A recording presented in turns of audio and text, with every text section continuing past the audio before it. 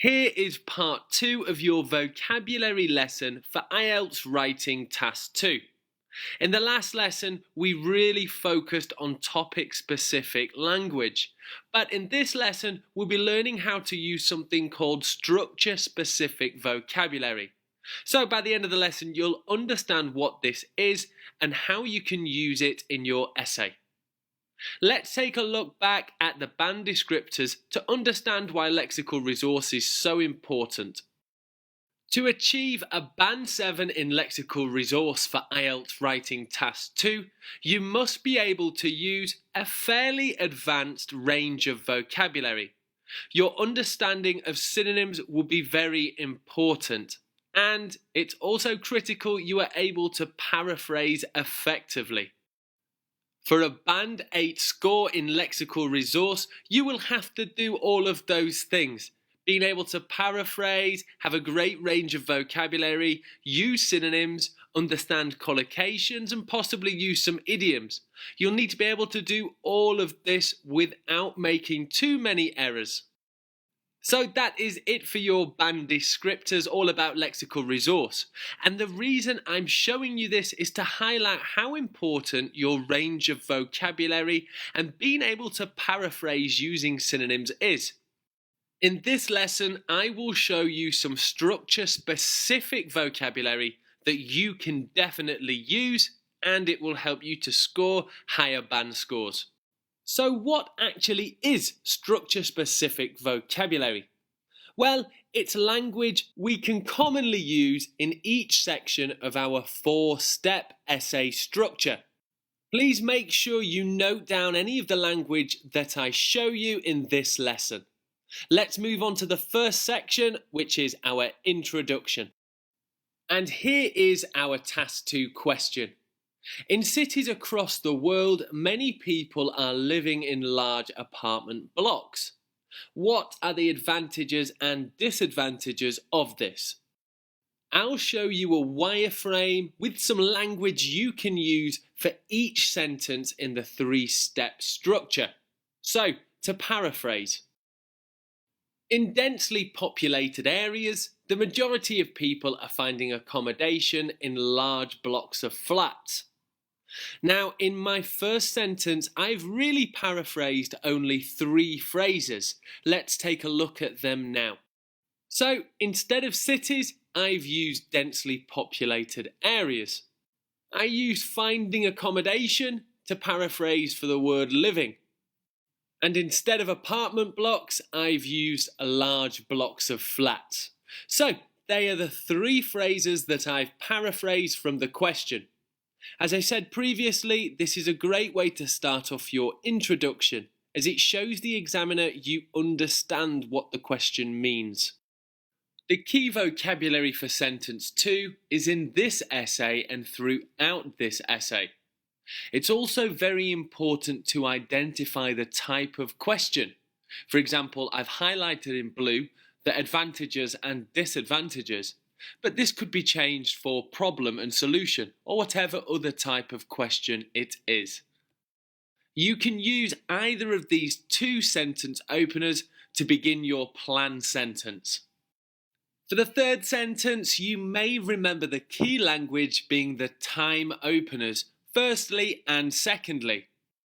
Remember that the purpose of our outline sentence is to tell the examiner exactly what we will write in supporting paragraph 1 and 2. For that reason, the time openers are very useful. You can also see that I've used firstly, I will discuss, and secondly, I will share. You could also use explore if you like. That's all for the key language for the introduction, so let's move on to our supporting paragraphs. First, let's take a look at the question. Some people say advertisements encourage us to buy products we don't really need. Others say they can help us to learn about new products that could improve our lives. Which side do you agree with? Now, our language focus here will be to use these main point openers. Let's take a look at the first one. To begin with, many people feel they are brainwashed into buying food products that are unhealthy.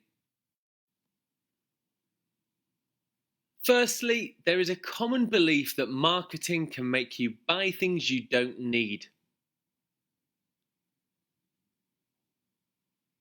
First of all, it is true to say that many people dislike advertising. To start with, advertisements can definitely change our behavior to buy certain things. Many people feel advertisements influence their buying decisions and shopping behavior.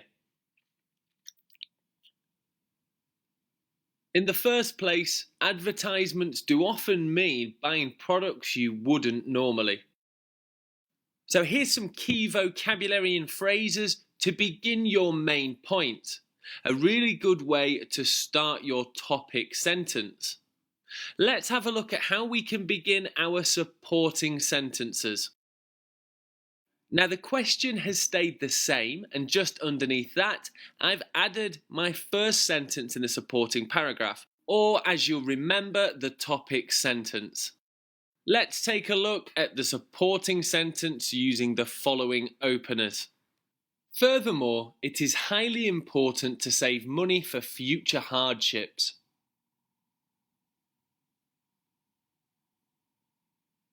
As a result of high spending, people can get themselves into debt with their banks. Moreover, there are other priorities for spending, such as education and health. Consequently, people influenced by adverts may have less money to spend on food. What is more, these surplus products may also have a negative impact on people's health. As an effect, many people feel disappointed for buying products they don't need. So here is some excellent structure-specific vocabulary that you can use for your supporting paragraphs. I suggest bookmarking this part of the lesson, taking a screenshot or noting all these phrases down, as you can definitely use them in your essay too. Let's move on to the final section of this lesson, which is vocabulary all about our conclusion. Here are some opening phrases that you can use. Firstly, let's read through the question. Some people say advertisements encourage us to buy products we don't really need. Others say they can help us to learn about new products that could improve our lives. Which side do you agree with? Now, I'm sure you will have noticed that my vocabulary table is split into two colours. Blue is for the sentence to summarise, and red is for the sentence to give your opinion. And remember, you don't always have to give your opinion in your conclusion, only if you're asked in the question. Let's see the first example. To sum up, it is very clear advertisements have a big influence on our behaviour for many reasons. In conclusion, we can say there are some positives and negatives to advertisements.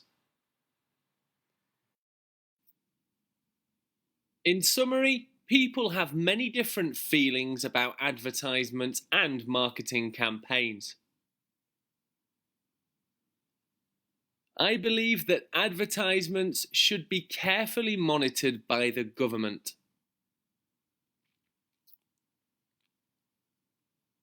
In my opinion, advertisements have too much power and result in us wasting lots of money.